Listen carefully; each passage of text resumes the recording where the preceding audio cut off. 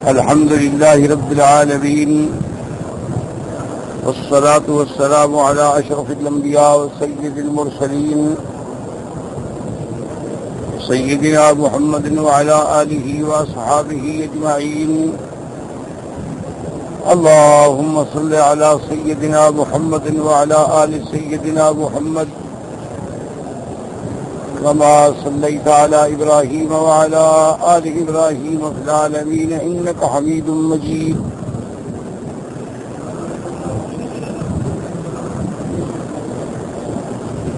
أعوذ بالله من الشيطان الرجيم. بسم الله الرحمن الرحيم. إن أصحاب الجنة اليوم في شغل فاكهون، هم وأزواجهم في ظلال على الأرائك متكئون، لهم فيها فاكهة ولهم ما يدعون، سلام قولا من رب رحيم. قال المؤلف والمفسر رحمه الله تعالى: أدام النفع بعلومه وعلومكم في الدارين آمين، إلى أن قال: يخبر تعالى عن أهل الجنة أنهم يوم القيامة إذا ارتحلوا من الأرصات فنزلوا في روضات الجنات أنهم في شغل عن غيرهم بما هم فيه من النعيم المقيم والفوز العظيم.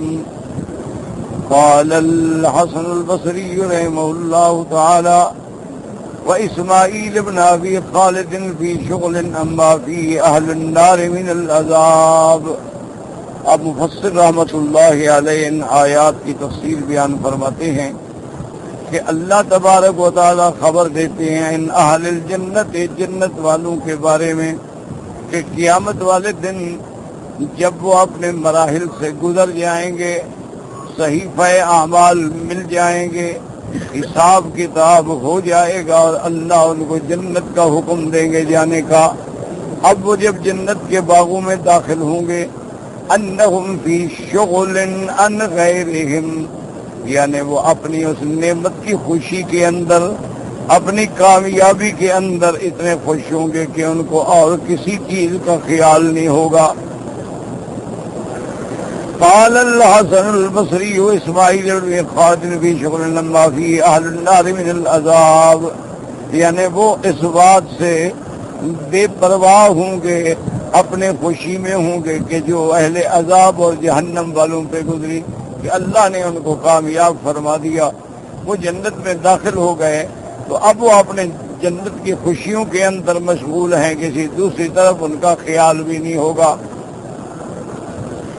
وقال مجاہد رحمہ اللہ تعالی فی شغل فاکہون، حضرت مجاہد رحمۃ اللہ علیہ فرماتے ہیں: اے فی نعیم معجبون اے بہی، یعنی وہ اللہ کی جنت کی ایسی نعمتوں میں ہوں گے کہ اس سے تعجب میں پڑے ہوں گے کہ ان کو اور کسی چیز کا خیال ہی نہیں ہوگا. فرماتے ہیں: موجبون فی وقضا قال قتادہ وقال ابن عباس رضی اللہ عنہما انہم فی شغل فاکہون کا معنی وہ فرماتے ہیں فاکہون اے فرحون، وہ جنت کی نعمتوں میں ہوں گے اور جنت کی نعمتوں پہ اللہ کی رحمت پہ خوش ہوں گے. قال عبداللہ بن مسعود وابن عباس رضی اللہ عنہما وسعید بن المسیب وإکرمۃ والحسن وقتادہ الأعمش وسلیمان التیمی والاوزاعی فی قولہ تبارک و تعالی.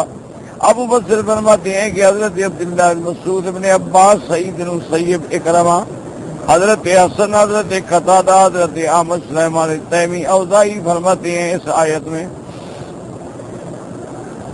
ان اصحاب الجنت اليوم بشغل فاکہون قالوا شغلهم افتقاد الابکار، کہ وہ اپنے بیویوں کے ساتھ مشغول ہوں گے کہ اللہ تبارک و تعالی نے جو انہیں حور عین دی ہوں گی اور اللہ تبارک و تعالی نے ان کو جوان و کنواری بیویاں دی ہوں گی تو وہ اسی کے اندر ان کے ساتھ مشغول ہوں گے. وقال ابن عباس رضی اللہ عنہما فی روایت النبی شغل فاکہون اے بسماع الاوتار، وہ جنت کے اندر جنت کے نغمات سن رہے ہوں گے. وقال ابو حاتم لعلہ غلط من المستمع وانما هو افتزاز الابکار، کہ وہ اپنی بیویوں کے ساتھ خوشی منا رہے ہوں گے. وقوله عز وجل وهم وازواجهم قال مجاہد وحلائلهم، یعنی ان کی بیویاں فی ظلال ای فی ظلال الاشجار، وہ جنت کے باغات میں درختوں کے سائے میں ہوں گے. علی الارائک متکئون، ارائک کہتے ہیں کہ جو جیسے اس لوگوں کا بھی رواج ہے کہ دلہن دولہا کے لیے وہ ایک خاص پلنگ تیار کرتے ہیں، اس پہ پوری پردہ بناتے ہیں، جیسے مچھردانی لگائی جاتی ہے اس کو سنبھالتے ہیں، اس کو کہتے ہیں ارائک. یعنی فی سرر ہی السرر، یعنی وہ چارپائیاں ہوں گی اور اوپر اس کے پردے ہوں گے. فرماتے ہیں علی الارائک متکئون.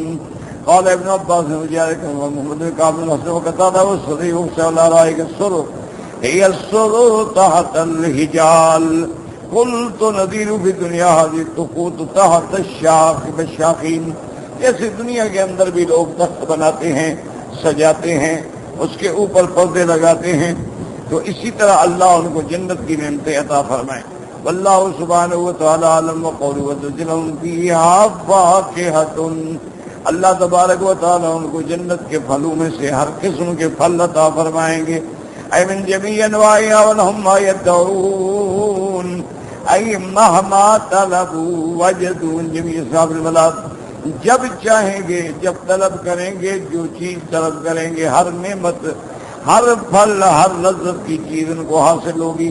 قال ابن ابیات مددنا محمد بن عوف المسیح قال حدثنا عثمان سیرن دینار قال حدثنا محمد المهاجر ضحاك المعافري سمع موسى قال حدثني قريب انه سمع اسامة بن زيد رضي الله عنه يقول قال رسول الله صلى الله عليه وسلم على هل مشمر الى الجنة. حضور نے فرمایا کون ہے جو اپنے کپڑوں کو، مشمر کہتے ہیں کپڑے اوپر کر لینا اور محنت کے لیے چلنا، اس کو کہتے ہیں مشمر. وَإِنَّ الْجَنَّةَ لَا خَطَرَ لَهَا هِيَ وَرَبُّ الْكَعْبَةِ نُورٌ كُلُّهَا يَتَلَالَى. آپ نے فرمایا جنت تو ایسی نعمت ہے کہ جو ہمارے عقل میں بھی نہیں آ سکتی. رب کعبہ کی قسم، جنت تو گویا نور کا گھر ہے، نور کا محل ہے، چمک رہا ہے. وَرَيْحَانَةً تَعْطَشُ، اور ایسی خوشبوئیں ہیں کہ جو پھیلی ہوئی ہیں. وَقَصْرٍ مَشِيدٍ، اور بڑے بڑے اونچی اور مضبوط محل ہیں. وَالنَّهَرٌ مُتَّرَدٌ، اور سامنے گھر کے نہریں بہ رہی ہیں. وَالثَّمَرَةٌ نَضِيجَةٌ، پھل پکے ہوئے ہیں. وَزَوْجَةٌ حَسَنَاءَ جَمِيلَةٌ، اور بیویاں خوبصورت ہیں، جمیلہ ہیں. وَحُلَلٌ كَثِيرَةٌ، اور لباسوں کے کئی جوڑے ہیں جو ختم ہونے میں نہیں آئے. وَمَقَامٌ فِي أَبَدٍ فِي دَارِ سَلَامَةٍ، اور ایک ایسے رہنے کا مکان ہے جو سلامتی والا ہے اور جو ہمیشہ رہے گا. وَفَاكِهَةٍ خَضْرَةٍ وَخَيْرٍ وَنِعْمَةٍ فِي مَحَلَّةٍ عَالِيَةٍ بَهِيَّةٍ، اور اللہ ان کو مختلف قسم کے فواکہ نصیب فرمائیں گے. خیر ہوگی، نعمتیں ہوں گی، عالیہ محل، بڑے رونق والے محلوں میں ہوں گے. قالوا نعم یا رسول اللہ، حضور پاک کو صحابہ نے کہا کہ حضور ہم تیار ہیں محنت کے لیے. نحن مشمرون، قالوا ان شاء اللہ، وقال القوم ان شاء اللہ. وكذا رواه ما جاء في كتاب الزهد من سنن حدیث ولی حسن محمد المهاجر به. تو ہر آدمی جنت کے لیے محنت کرے، تیاری کرے، اعمال صالحہ کرے. وقوله تبارك وتعالى سلام قولا من رب الرحيم. قال ابن عباس رضي الله عنه قال الله تعالى نفسه سلام على اهل الجنه کہ اللہ تبارک و تعالیٰ اپنی ذات سے خود بھی جنت والوں پر سلام فرمائیں گے. وَهَذَا الَّذِي قَالَ عِبَادُ اللَّهِ مَا قَوْلَ تَحِيَّتُهُمْ يَوْمَ يَلْقَوْنَهُ سلام. ان کا تحیہ جنت میں کیا ہوگا؟ سلام. مومن کا دنیا میں بھی، مرنے کے بعد بھی، جنت میں بھی، ہر جگہ سلام. اور یاد رکھیں السلام اسم من اسماء اللہ، اللہ کے ناموں میں سے ایک نام ہے. اور سلام مانا سلامتی دنیا میں بھی اور آخرت میں بھی.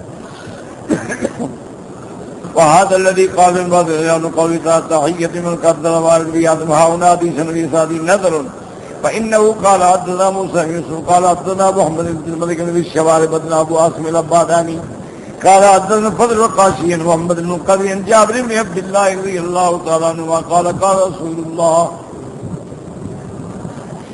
صلى الله عليه وسلم بين اهل الجنة في نعيمهم، جنت والے اپنی نعمتوں میں ہوں گے. اذ سطع علیہم نور، یکدم نور آ جائے گا.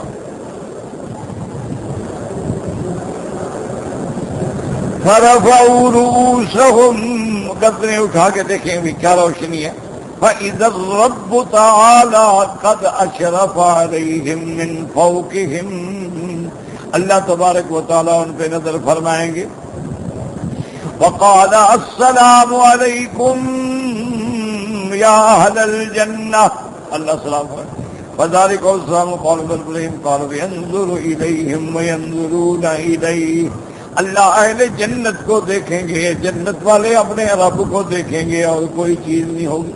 ولا يلتفتون شيء من نعيم ما دام ينظرون إليه، جب اللہ کی زیارت ہوگی تو ہر نعمت جو ہے وہ بھول جائے گی. حتی یحتجب عنہم ویبقى نورہ وبرکتہ علیہم فی دیارہم، صرف اللہ کی نورانیت، اس کے برکات و ثمرات رہ جائیں گے. وروا ما جاء فی کتاب سنن محمد بن الملک بن الشوارب به.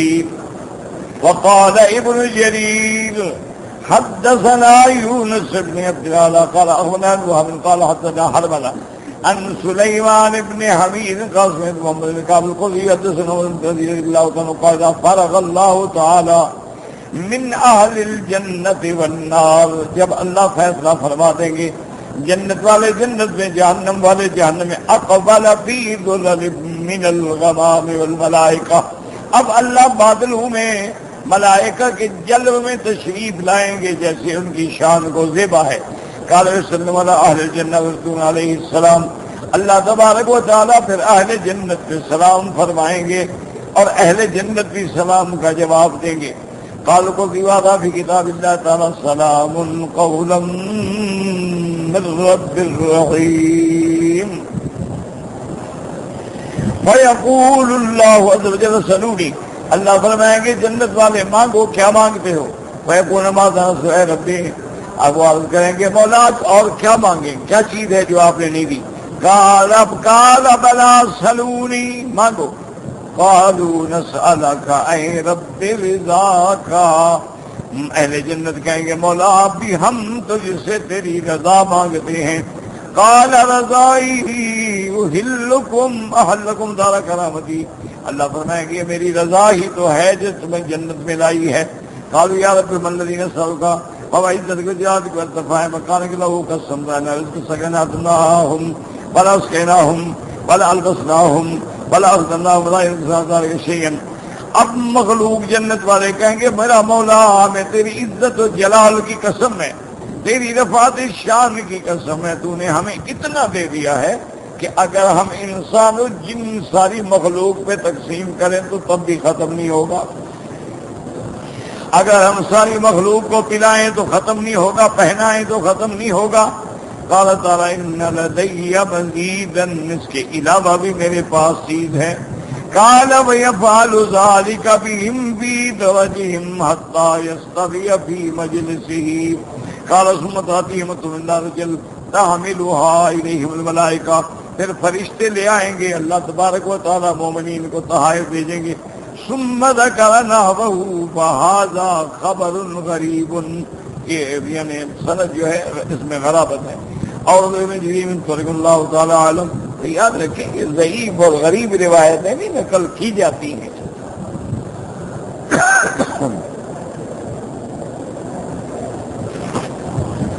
مسئلہ عقیدے کا ہو تو وہاں ضعیف روایتیں، فضائل اعمال میں، ترغیب میں، ترہیب میں، سب میں۔ اب اللہ فرماتے ہیں وَامْتَازُوا الْيَوْمَ أَيُّهَا الْمُجْرِمُونَ أَلَمْ أَعْهَدْ إِلَيْكُمْ يَا بَنِي آدَمَ أَلَّا تَعْبُدُوا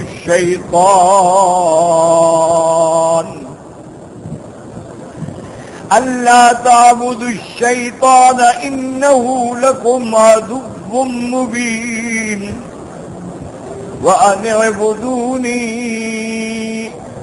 هَذَا صِرَاطٌ مُّسْتَقِيمٌ وَلَقَدْ أَضَلَّ مِنكُمْ جِبِلًّا كَثِيرًا أَفَلَمْ تَكُونُوا تَعْقِلُونَ۔ اب اللہ تبارک و تعالی حکم فرماتے ہیں، اور یاد رکھیں کہ یہ سنت اللہ ہے کہ جب اہل جنت کا ذکر آئے گا تو اہل جہنم کا بھی ذکر آئے گا۔ سارا قرآن کھول کے دیکھ لیں، اگر اہل جنت کا ذکر ہے تو پھر اہل جہنم کا بھی ذکر۔ کیوں؟ اس کی وجہ ہے کہ الاشیاء تتباین بالازداد، ہر چیز جو ہے اپنے ضد کا جب ذکر کیا جائے تو واضح ہو جاتی ہے، بات کھل جاتی ہے۔ اسی لیے جہاں جہاں اللہ اصحاب الیمین کا ذکر کریں گے اصحاب الشمال کا بھی کریں گے۔ اسی لیے سارے قرآن میں دیکھ اصحاب الیمین ما اصحاب الیمین، اور آگے جا کے اصحاب الشمال ما اصحاب الشمال، اسی طرح اصحاب المیمنۃ ما اصحاب المیمنہ واصحاب المشأمۃ ما اصحاب المشأمہ، دونوں کا ذکر ہے۔ یہ تقابل ہے، دن کا ذکر ہوگا رات کا بھی ذکر ہوگا، رات کا ذکر ہوگا دن کا بھی ذکر ہوگا، آسمانوں کا ذکر ہوگا زمین کا بھی ذکر ہوگا، تاکہ تقابل میں چیزیں سمجھ۔ پچھلی آیات میں آپ نے اہل جنت کا ذکر پڑھا ہے جو جنت میں جائیں گے اور اللہ ان کو ایسی نعمتیں عطا فرمائیں گے جن کے بارے میں میرے آقا نے محبوب دو عالم نے محبوب دو جہاں سیدنا محمد مصطفیٰ صلی اللہ علیہ وسلم نے فرمایا ہے کہ جنت کی نعمتیں تو ایسی ہیں کہ مالا عین رات کسی آنکھ نے دیکھی، ولا اذن سمعت، اور کسی کان نے سنی بھی، ولا خطر علی قلب بشر، کسی انسان کے دل میں ان کے بارے میں خیال ہی نہیں آ سکتا۔ وہ نعمتیں ہی ایسی جب ہم نے دیکھی نہیں، خیال کیا ہے؟ لا حول ولا قوت الا باللہ، کیا کرے گا؟ انا للہ و انا الیہ راجعون۔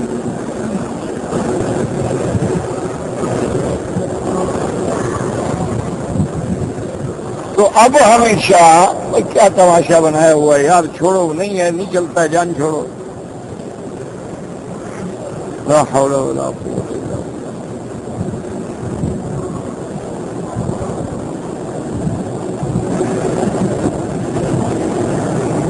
ایک دفعہ چل گیا، چلنے دیتے، بس بعد میں جا کے ٹھیک کرتے رہتے۔ اب اپنی نئی کاریگری دکھا رہے ہیں۔ لا حول ولا قوت۔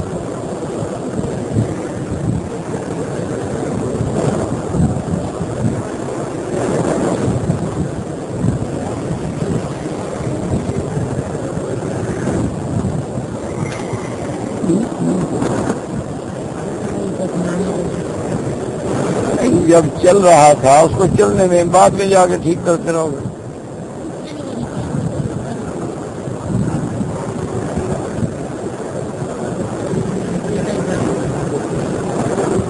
کیا کرے آدمی، یہ کوئی حل نہیں ہے۔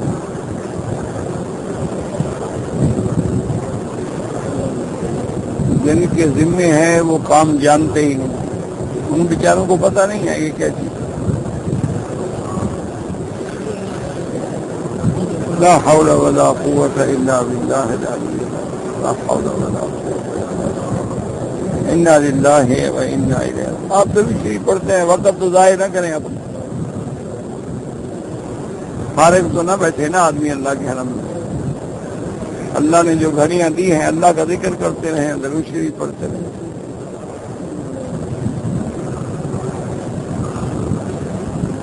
اور درود شریف کی وجہ سے سب مشکلات جو ہے وہ حل ہو جاتی ہیں. اللهم صل على سيدنا محمد وعلى آل سيدنا محمد كما صليت على إبراهيم وعلى آل إبراهيم في العالمين إنك حميد مجيد. تو حدیث مبارک میں آتا ہے کہ جنت کی نعمتیں ایسی ہیں, یاد رکھو, حالانکہ جنت کی نعمتوں کا قرآن میں ذکر ہے, ہم تو سن رہے ہیں, لیکن یہ تو بعض چیزیں ہیں نا, اس کے اندر جو اور نعمتیں ہیں جو کسی نے سنی اور جو ہم پڑھ رہے ہیں کہ وہاں انگور ہوں گے, کھجور ہوگی, پھل ہوں گے, ان کا دنیا سے کیا مقابلہ. یہ تو صرف نام میں موافقت ہوگی, یہاں بھی انگور وہاں بھی انگور, لیکن ان کے اندر جو ہے وہ حقیقت میں جو فرق ہوگا وہ تو بہت بڑا. اب اللہ تعالیٰ نے سعداء کا ذکر کرنے کے بعد مجرمین کے بارے میں فرمایا ہے. پہلی تقسیم جو ہوگی قیامت والے دن, یاد رکھو, ایک ہوں گے اصحاب الیمین اور ایک ہوں گے اصحاب الشمال. اصحاب الیمین ایمان والے, اصحاب الشمال کافر. یعنی دنیا میں جتنے کافر ہیں وہ مشرک ہیں, وہ کافر ہیں, وہ اعتقادی منافق ہیں, وہ دہریہ ہیں, وہ منکرین خدا ہیں, وہ منکرین انبیاء, جتنے کافر ہیں وہ سب اصحاب الشمال. اور جتنے مومن ہیں کلمہ پڑھنے والے ایمان والے حضرت آدم سے لے کر قیامت تک سب اصحاب الیمین. اور یہ بھی بعض آثار میں آتا ہے کہ قیامت والے دن سب سے پہلے دائیں ہاتھ میں جو صحیفہ ملے گا نام عمل, وہ حضرت عمر کو ملے گا. ایک بڑی بات ہے. تو صحابی نے حضرت ابن عباس سے پوچھا, اس نے کہا حضرت اگر سب سے پہلے حضرت عمر کو ملے گا تو پھر حضرت ابو بکر, کیونکہ عقیدہ اہل سنت والجماعت میں یہ بات شامل ہے. یاد رکھو کہ سرکار دو عالم کے بعد پوری امت میں افضل جو ہیں وہ شیخین ہیں, ابی بکر اور عمر, ان کے بعد عثمان اور علی رضوان اللہ علیہ. جو اس ترتیب کا قائل نہیں ہے وہ اہل سنت والجماعت سے نہیں. یعنی حضور کی ذات ساری مخلوق میں افضل, میرے مدنی پاک ساری کائنات میں افضل, تمام انبیاء سے افضل. حالانکہ آدم ابا ہے لیکن حضور افضل, ابراہیم علیہ السلام آپ کے جد امجد ہیں لیکن حضور افضل, اسماعیل علیہ السلام آپ کے ابا ہیں لیکن حضور افضل, نوح علیہ السلام اول رسول ہیں لیکن افضل محمد مصطفیٰ ہیں. تو ساری مخلوق میں سب سے افضل جو ہیں وہ سیدنا محمد رسول اللہ صلی اللہ علیہ وسلم, سید الاولین والآخرین, جو گزر چکے, جو قیامت تک سب کے سردار محمد مصطفیٰ. اسی لیے حضور پاک نے فرمایا انا سید ولد آدم, میں آدم کی اولاد میں سب کا سردار. اسی طرح میرے آقا نے رحمت دو عالم نے فرمایا کہ قیامت والے دن اللہ تبارک و تعالی لواء الحمد فی یدی, وہ حمد کا پرچم میرے ہاتھ میں ہوگا, ابا آدم بھی میرے پرچم کے نیچے ہوگا, ابراہیم بھی میرے پرچم کے نیچے ہوگا. بلا فخر علی, میں فخر نہیں کرتا, یہ اللہ کی شان ہے, اللہ کی نعمت ہے جو اللہ نے مجھے دی. اسی طرح بعض روایات میں یہ بھی آتا ہے، یاد رکھیں، فرمایا انا اول من ينشق عنه القبر، فرمایا قیامت والے دن سب سے پہلے میری قبر مبارک کھلے گی، وَأَنَا أَوَّلُ مَن يُبْعَثُ، سب سے پہلے میں اپنی قبر مبارک سے کھڑا ہوں گا۔ اور اس کے بعد حضور فرماتے ہیں وَأَنَا أَوَّلُ مَنْ أَقْرَعُ بَابَ الْجَنَّةِ، سب سے پہلے جنت کا دروازہ میں کھولوں گا۔ اور فرمایا وَأَنَا شَفِيعُهُمْ وَأَوَّلُ شَافِعٍ، سب سے پہلے شفاعت کرنے والا بھی میں ہوں گا۔ اور فرمایا اول مشفع، اور سب سے پہلے جس کی شفاعت قبول ہوگی وہ بھی میں ہوں گا۔ اور فرمایا انا خطیبہم اذا سکتوا، جب سب پیغمبر خاموش ہوں گے تو بولنے کی اجازت مجھے ہوگی۔ جب سارے نبی، سارے پیغمبر، سارے رسول کہتے ہوں گے نفسی نفسی، لوگوں ہم شفاعت نہیں کر سکتے، ہم شفاعت نہیں کر سکتے، حضور فرماتے ہیں پھر سارے معاشر کے اول آخر میرے پاس آئیں گے اور کہیں گے فشفع لنا یا محمد، مہربانی کر سفارش فرمائیں۔ حضور فرمائیں گے انا لہا انا لہا انا لہا، لوگوں تسلی کرو اس سفارش کے لیے، اللہ نے مجھے چن لیا ہے۔ اب حضور فرماتی ہیں کہ پھر میں آؤں گا اور اس کے بعد اسجد تاخر تحت العرش، میں اللہ کے عرش کے نیچے سجدہ کروں گا۔ علمنی محامد لم یعرفنی الآن، اللہ مجھے اپنے حمد کے طریقے، حمد کے الفاظ، حمد کے کلمات عطا فرمائیں گے جو مجھے ابھی نہیں ملے ہیں، اس وقت خاص حمد ہوگا جو میں کروں گا۔ اور اس کے بعد حضور سر سجدے میں ڈالیں گے اور شفاعت کبریٰ کے طالب ہوں گے۔ اللہ حکم دیں گے ارفع راسک یا محمد، محمد مصطفیٰ سر اٹھا لیں، مانگو تمہاری درخواست قبول ہے۔ تو فرمایا انا اول شافع و اول مشفع، سب سے پہلے شفاعت کرنے والا بھی میں ہوں گا اور سب سے پہلے بھی میری شفاعت قبول ہوگی۔ اور حضور نے فرمایا سب سے زیادہ امت بھی میری ہوگی، اور جنت میں بھی سب سے زیادہ امت محمد مصطفیٰ ہوگی صلی اللہ علیہ وآلہ آلہ واصحابہ وسلم تسلیما کثیرا۔ اور حضور کے بعد یاد رکھیں وہ اہل سنت نہیں ہے جو حضرت ابو بکر کو افضل نہ مانے۔ حضرت علی کی بڑی شان ہے لیکن افضل ابو بکر ہے، یاد رکھیں۔ اسی لیے بعض لوگوں نے، یہ تو فتنہ تو حضرت عثمان کے زمانے سے شروع ہو گیا تھا نا، شیعہ کا اور یہ روافض کا، تو حضرت علی رضی اللہ تعالیٰ عنہ کے خلافت کے دور میں ایک آدمی نے آ کے سوال کیا، اس نے سوال ایک ایسے انداز سے کیا کہ حضرت علی رضی اللہ تعالیٰ عنہ دیکھیں کیا جواب دیتے ہیں، کیونکہ حضرت علی کا علم جو ہے مشہور ہے، کوئی شک ہے اس میں۔ اور یہ بھی یاد رکھیں کہ حضرت علی پوری دنیا میں تیسرے نمبر پہ خطیب ہیں،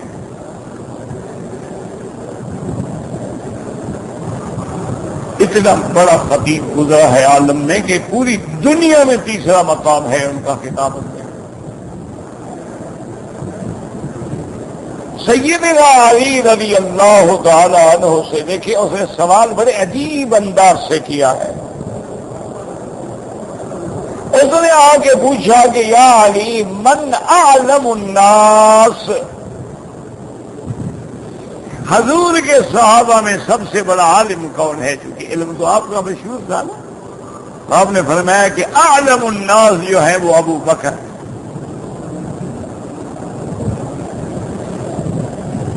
اس نے کہا حضرت علی ابو بکر آپ سے بھی بڑے عالم ہیں؟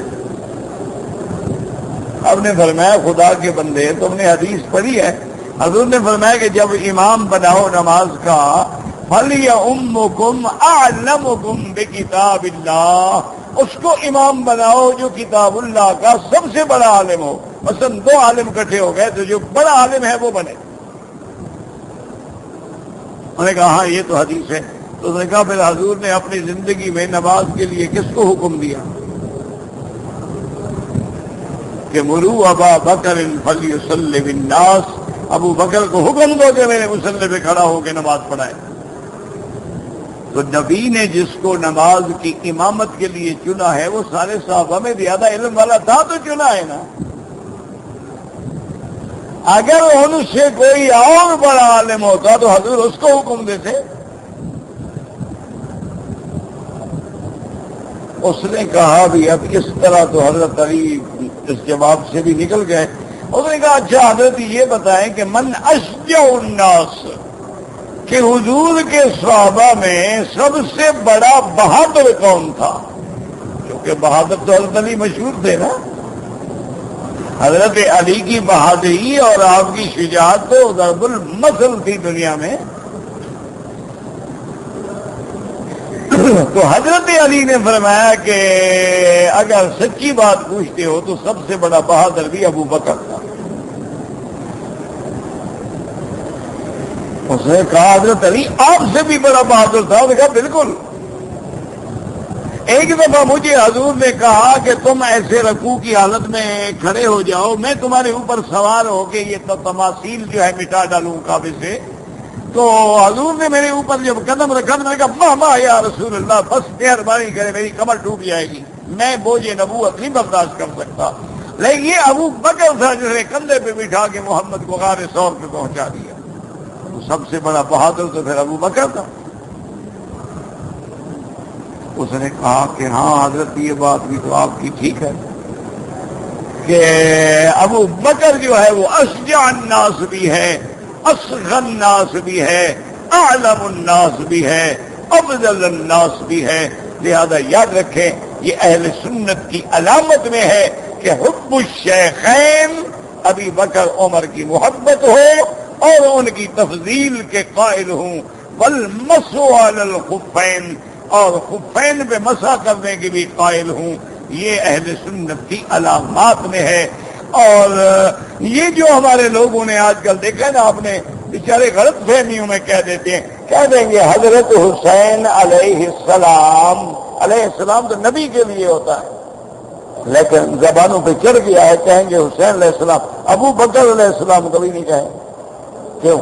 وجہ کیا ہے کہ ان جاہلوں نے اتنا گلی گلی کوچے کوچے میں پراپگنڈا کیا ہے کہ زبانوں پہ ایک لفظ چڑھا دیا.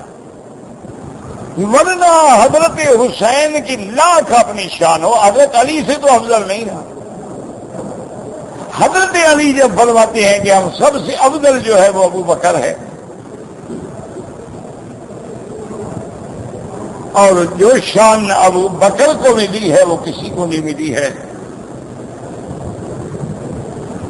اور یہ بات بھی یاد رکھیں کہ یہ شان بھی ابو بکر کو ملی ہے کہ جس نے کفر میں بھی کبھی بت کو سجدہ نہیں کیا. یعنی ابھی آپ اسلام نہیں لائے تھے لیکن بتوں کو سجدہ نہیں کرتے. یہ شان بھی ابو بکر کو ملی ہے کہ ابا بھی مسلمان، والدہ بھی مسلمان، بیٹے بھی مسلمان، بیوی بھی مسلمان، اولاد بھی مسلمان، ساری نسلیں مسلمان. یہ ابو بکر کو جانتی.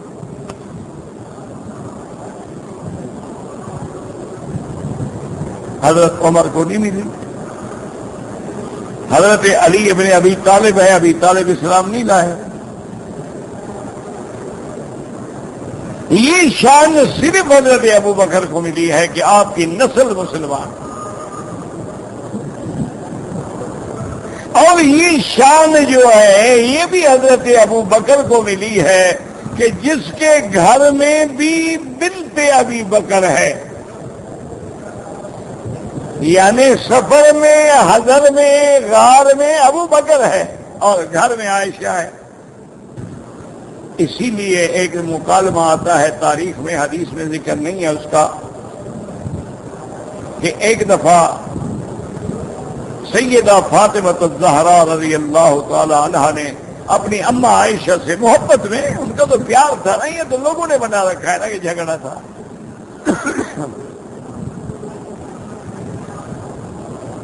تو سیدہ فاطمہ الزہرا رضی اللہ تعالی عنہا نے کہا کہ بتائیں بی بی عائشہ کیا کہتی؟ کہتے خدا کی قسم ہے، واللہ ما رأیت احدا اشبہ برسول اللہ، میں نے حضور کے مطابق، حضور کی شکل، حضور کی شبیہ، حضور کی تصویر بی بی فاطمہ سے زیادہ کسی کو نہیں دیکھا کہ بی بی فاطمہ پہ نظر پڑتی تھی تو محمد رسول اللہ یاد آتے۔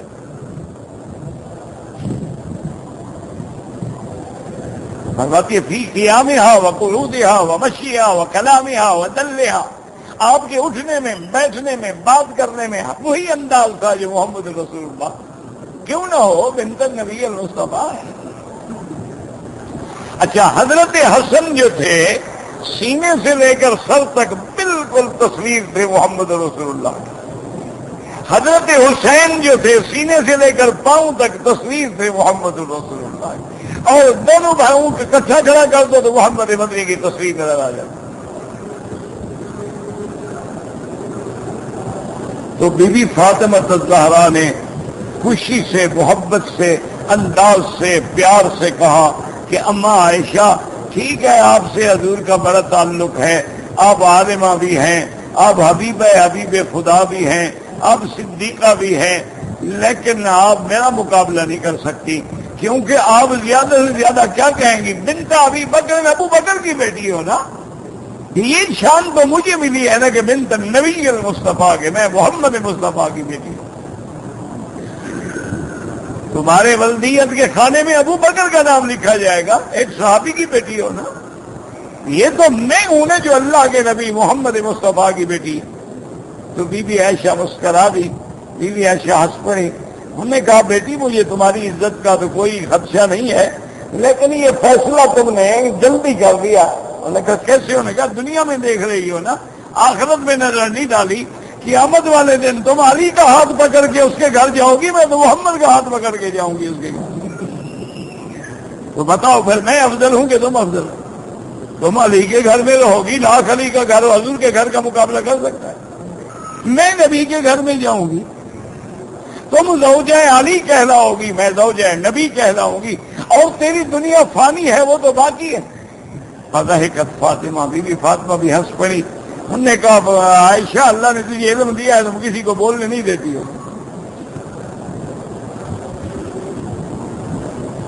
اللہ نے علم دیا تھا، اللہ نے ذکا دیا تھا، اللہ نے فہم دیا تھا، اور وہ رازدان نبوت تھی۔ اور یہ بی بی عائشہ ہے جس کے شان میں یہ آتا ہے کہ سب بیویوں نے کہا کہ یا رسول اللہ، آپ جب بی بی عائشہ کے گھر میں ہوتے ہیں لوگ زیادہ ہدیہ دیتے ہیں، تحفے دیتے ہیں، جب ہمارے گھر میں ہوتے ہیں لوگ ہدیے نہیں دیتے ہیں، لوگوں کو کہیں وہ خیال کریں۔ حضرت نے فرمایا بیویوں سے کہ چلو لوگوں کو تو میں سمجھا دوں گا، جبریل کو کون سمجھائے گا؟ وہ بھی تو اسی دن آتا ہے جب میں عائشہ کے گھر میں ہوتا ہوں، تو جبریل کو بھی میں منع کر دوں گا۔ تو یہ شان ہوتی ہے، یاد رکھو، یہ ہمارا ایمان ہے۔ افضل ابو بکر ہیں، عمر ہیں، عثمان ہیں، علی ہیں، پھر عشرہ مبشرہ ہیں، پھر اصحاب بدر ہیں، ان کے بعد اصحاب حدیبیہ ہیں، ان کے بعد نبی کے سارے صحابہ ہیں رضوان اللہ تعالی علیہم اجمعین۔ یہ اہل سنت کا عقیدہ ہے، ان کو اصلاح کیا کرو، خیال کیا کرو۔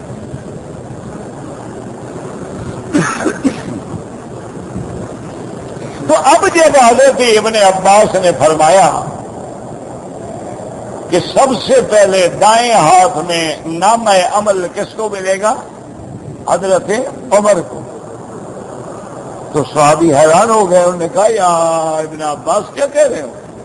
اگر پہلا نمبر عمر کو ملے گا تو ابو بکر۔ تو حضرت نے فرمایا ہائی ہاتھ ہائی ہاتھ۔ آپ نے فرمایا سوال کرنے والے تو تیرے عقل پہ بھی مجھے افسوس۔ انہوں نے کہا کیا مطلب؟ انہوں نے کہا عمر ابھی نامہ عمل لے رہا ہوگا، ابو بکر تو جنت میں پہنچ بھی گیا ہوگا۔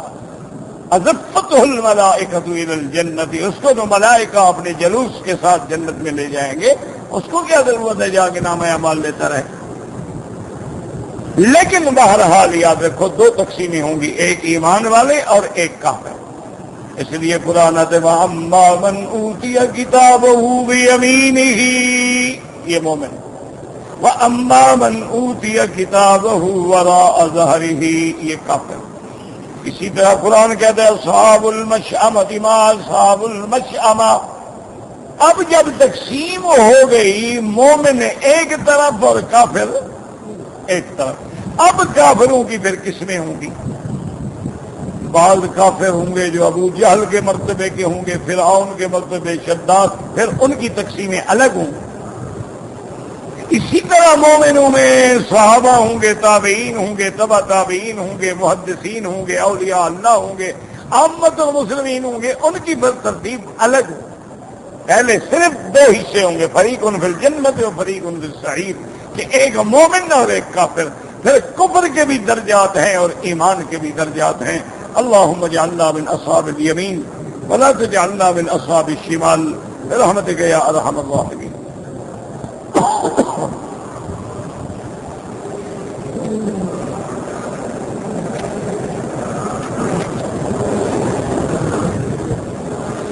بھائی آپ نے اگر کسی عزیز جو فوت ہو گئے ان کے لیے عمرہ کرنا ہے، جیسے اپنا کرتے ہو، بس دعا کرو اللہ ثواب اس کے دے. اس کا کوئی الگ نہیں ہوتا ہے، وہی عمرہ ہے، وہی حج ہے، وہی طواف ہے.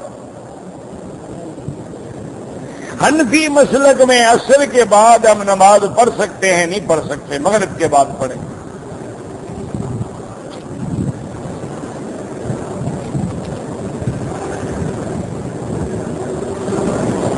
ایک آدمی نے اپنی بیوی کو ایک مرتبہ طلاق دی، پھر صلح ہو گئی، اب اس نے دوسری طلاق دے دی ہے تو ٹھیک ہے، اب بھی صلح ہو سکتی ہے.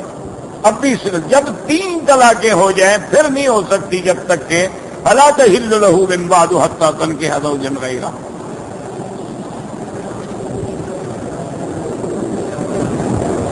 مسجد جورانا نہیں، لفظ ہے جعرانہ عین کے ساتھ.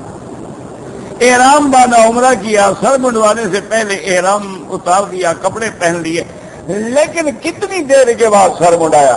اگر آپ نے 1-2 گھنٹے میں سر منڈا لیا پھر کوئی دم نہیں، لیکن کپڑے پہن لیے تھے.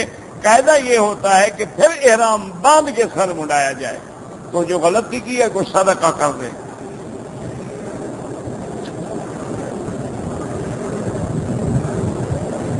عصر نماز کے علاوہ جو 4 نمازیں ہیں، نیت سنت کی ہوگی، مجھے تو نہیں پتا. سنت کے وقت سنت، نفل کے وقت نفل، فرض کے وقت فرض.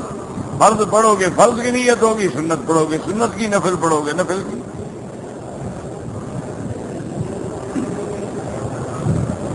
اگر کوئی شخص اپنی بیوی کی بہن کے ساتھ زنا کرے، نکاح تو نہیں ٹوٹتا، لیکن سب سے بڑی لعنت ہے کہ اس نے نعوذ باللہ ثم نعوذ باللہ اپنی سالی کے ساتھ زنا کیا.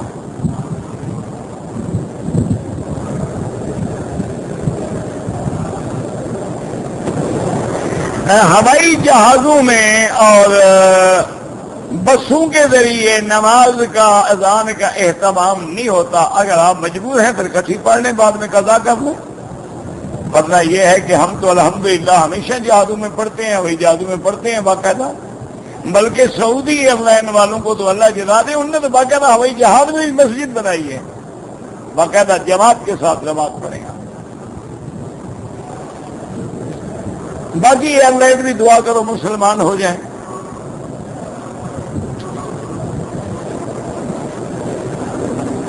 حیض والی عورت مسجد کے اندر داخل بھی نہیں ہو سکتی. اللہ کے بندے 14 دفعہ یہ مسئلہ پوچھ چکے ہو. تمہارے ملک میں عورت حیض کے ساتھ مسجد میں جاتی ہے تو اللہ کے گھر کی مسجد اس سے بھی گری ہوئی مسجد ہے، نعوذ باللہ. صاف بات ہے، یہ کامن سینس ہے.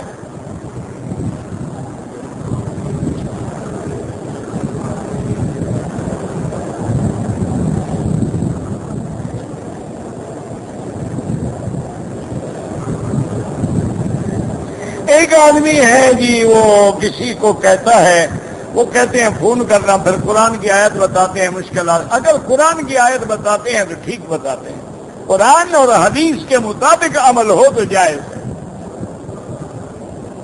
حرم میں نمازی کے آگے نہ گزریں، عورت بھی نمازی کے آگے اسی ایک نماز میں آگے، یعنی مثلا ہم عشاء پڑھیں گے، اب اگر عورت آگے ہو تو احناف کے نزدیک نماز نہیں ہوتی۔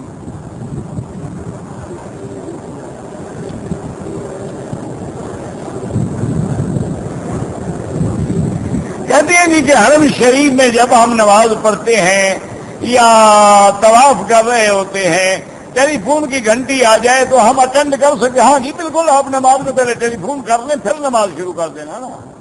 انا للہ و انا الیہ راجعون، اس سے بڑی کوئی احمق ہوگا دنیا میں؟ اور طواف نماز کے حکم میں ہے، صرف بولنے کی اجازت ہے، کوئی ضروری مسئلہ پوچھا ایک بار ٹیلی فون کرتے رہو۔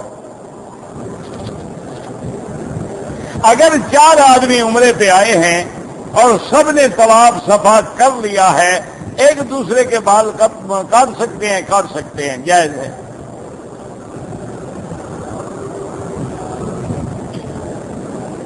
ایک کنال زمین مسجد کے نام ہے، آبادی نہیں ہے، رقبہ زیر کاشت ہے، ٹھیک ہے، اس کی قیمت لگا کے دوسری جگہ مسجد میں لگا دو۔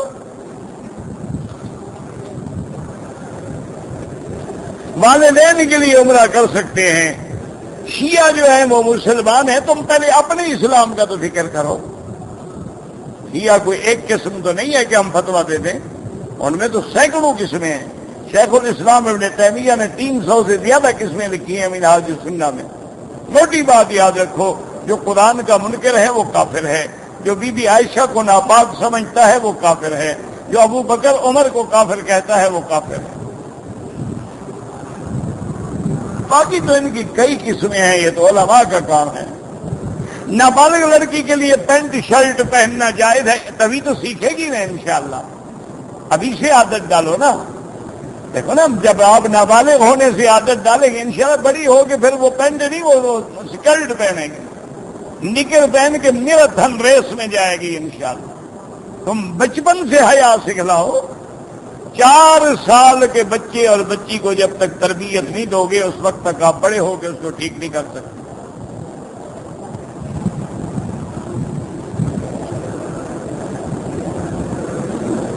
اگر بچہ چھوٹا ہے اس کی بھی احرام کی نیت کر لیں، اللہ اس کو بھی عمرے کا ثواب دے گا، تمہیں بھی ایک اور عمرے کا ثواب دے گا، اور اس کے بھی احکام پورے کریں، طواف میں ساتھ رکھیں، صفا میں ساتھ رکھیں، اس کا بھی سر مڈائیں۔ اگر احرام باندھا ہے، احرام نہیں باندھا کوئی ضرورت ہے۔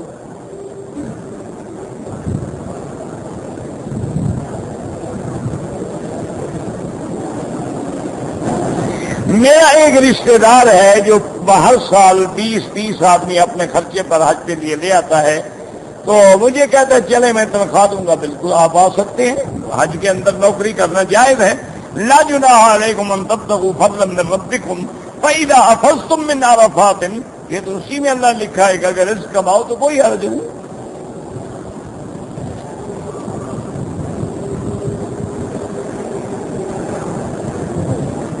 میں مکہ میں پاکستان سے ابھی نوکری کرنے کے لیے آیا ہوں، کتنے عرصے تک بیوی کو میں حقوق ادا نہ کروں؟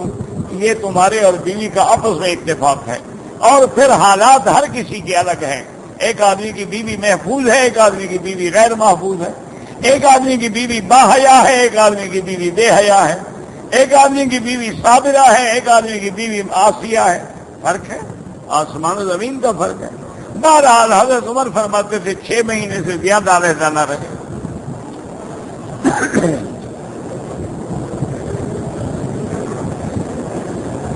اگر نماز کے دوران میں آیت لکھی ہوئی پڑھتے ہیں نماز نہیں ہوگی۔ اللہ کی طرف خیال ہو، دوسری طرف خیال نہیں ہونا چاہیے۔ انت عبد اللہ کانک تراہ، ایسی عبادت کرو تم جیسے خدا کو دیکھ رہے ہو۔ تو جو بندہ خدا کو دیکھ رہا ہو عبادتیں پڑھتا رہے گا۔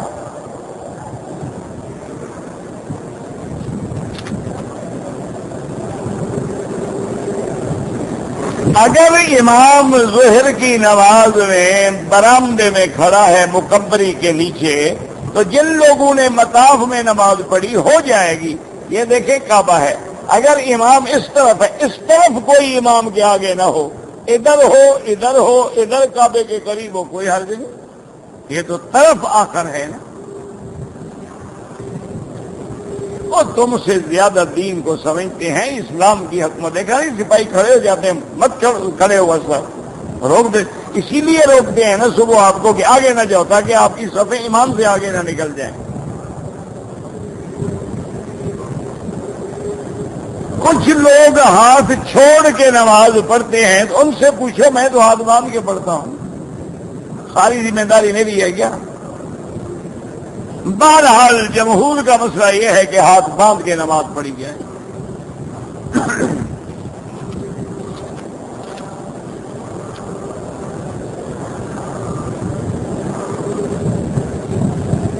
ایک لوگ ہیں کہتے ہیں فرض نماز سے پہلے کیا پڑھتے ہو؟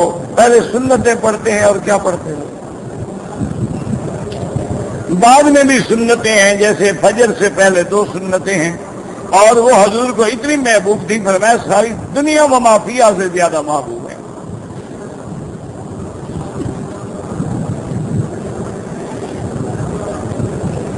اگر ایک آدمی نے 2 طواف کیے لیکن 2 رکعت نہیں پڑھی، اب پڑھ لے، پڑھنا لازم ہے، کیونکہ امام ابو حنیفہ رحمۃ اللہ علیہ کے نزدیک واجب الطواف ہے، نفل تو کسی کے نزدیک نہیں ہے۔ تو تم لوگوں نے گھر رکھا ہے 2 رکعت نفل، 2 رکعت نفل، 2 رکعت نفل، نفل تو کسی کے نزدیک نہیں، باقی ائمہ کے نزدیک سنت ہے۔ عادت ہے لوگوں کی زبان میں چڑھ گیا ہے نفل، ہو جی میں نے نفل نہیں پڑھی، کون سی نفل بھائی؟ جب نفلی طواف شروع کر دو وہ بھی واجب ہو گیا، نفل کس بات کی؟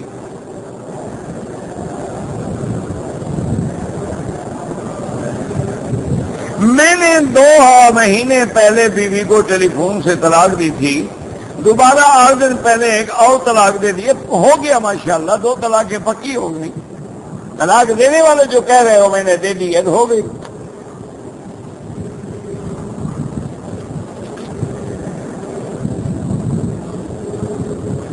اگر عشاء کی نماز میں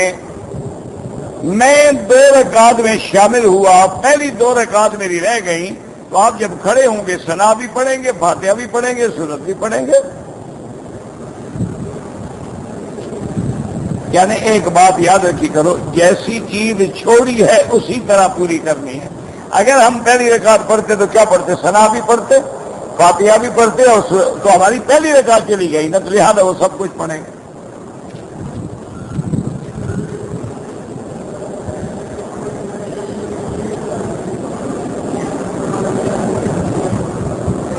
میں نے کسی سے فراش لی، 20 دن اپنے گھر میں استعمال کی، کیا میں اسے پانی سے صاف کر کے مسجد میں رکھ سکتا ہوں؟ بالکل، اگر پاک ہے تو پانی سے صاف کرنے کی ضرورت ہی نہیں، نہ پاک ہے تو دھو کے رکھ سکتے ہو۔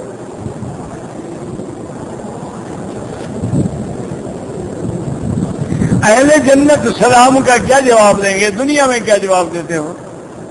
وہی جواب وہاں دیں گے، وعلیکم السلام۔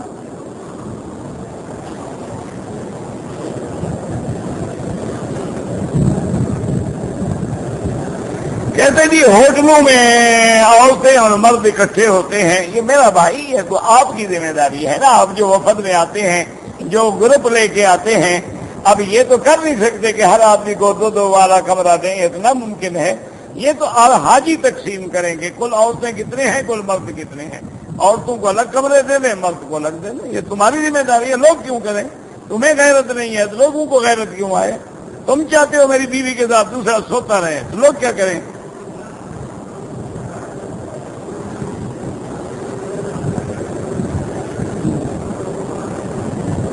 اگر عورت کو عمرے پہ آئی ہے، حیض آ جائے، تو طواف الوداع عمرے میں واجب ہی نہیں ہے۔ عورت کے لیے اگر حیض ہو تو معاف ہے۔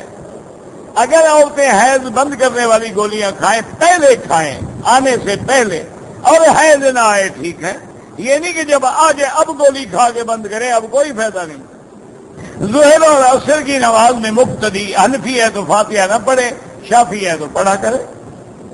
مؤذن کے لیے بھی داڑھی ضروری ہے، امام کے لیے بھی ضروری ہے۔ جنتی آدمی کو کتنی حوریں ملیں گی؟ حدیث میں تو 70 آتا ہے۔ یہ تمہاری اپنی حور بھی تو ملے گی نا، یہ نہیں چھوڑتی، فکر نہ کرو، یہ بھی وہاں موجود ہوگی، تمہیں تو انشاءاللہ یہی ایک ہی کافی ہے۔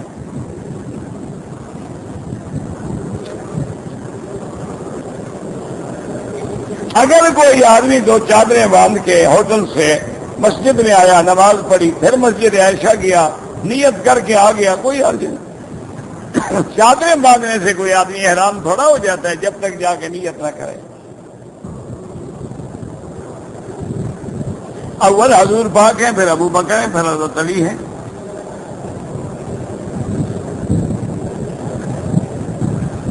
بعض علماء کہتے ہیں کہ وہ علی آپ کے نواسے تھے جن کو آپ نے کندھوں پہ اٹھایا تھا۔ مجھے نہیں سمجھ آیا آپ نے کیا لکھا، وہ حوالہ لکھے باقاعدہ عبارت، کون کہتے تھے؟ یہ تو نہیں نا کہ آواز آتی ہے راوی کہتا ہے، کون راوی؟ دریائے راوی سے نکلا ہے، جہلم سے نکلا ہے۔ جیسے ہمارے حدیث شریف میں آتا ہے، کہاں ہے وہ حدیث؟ وہ پتہ نہیں۔ بزرگوں نے فرمایا ہے، کون بزرگ؟ نام لکھو، مرو، پتہ لگے ہمیں کہ کس بزرگ نے فرمایا اور کس کتاب میں فرمایا۔ تم بھی ذرا حوالہ لکھو، پھر میں جواب دوں گا۔ حنفی مسلک میں فجر اثر کے بعد سجدہ نہیں کر سکتے تو بعد میں کر لیں، طواف کرتے رہے، 2 3 4 طواف اکٹھے کر لیں، بعد میں 2 رکعت پڑھ لیں۔ ربنا تقبل منا انك انت السميع العليم اللهم اشفنا واشف مرضانا ومرضى المسلمين اللهم فرج هم المهمومين، نفس كرب المكروبين، واقض الدين عن المدينين، واشفنا واشف مرضانا ومرضى المسلمين، اصلحنا واصلح بنا واصلح اولادنا واولاد المسلمين، اللهم اجعلنا وجههم من عبادك الصالحين ناجحين راشدين فائزين، اللهم اجعل لنا والمسلمين من كل هم فرجا ومن كل ضيق مخرجا ومن كل بلاء عافية، صلى الله تعالى على خير خلقه سيدنا محمد وعلى آله وصحبه أجمعين۔